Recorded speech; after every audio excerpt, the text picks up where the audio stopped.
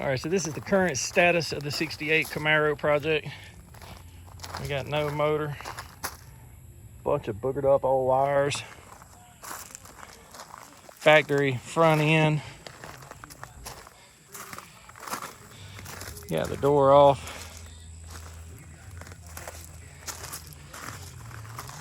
We're gonna skin that door this week. Hopefully skin this quarter panel.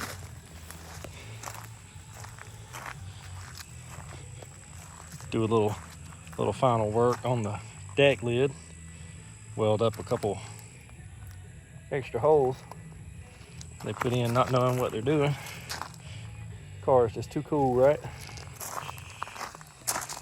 Skin this quarter panel. Haven't made up my mind yet on this door. We may skin it too.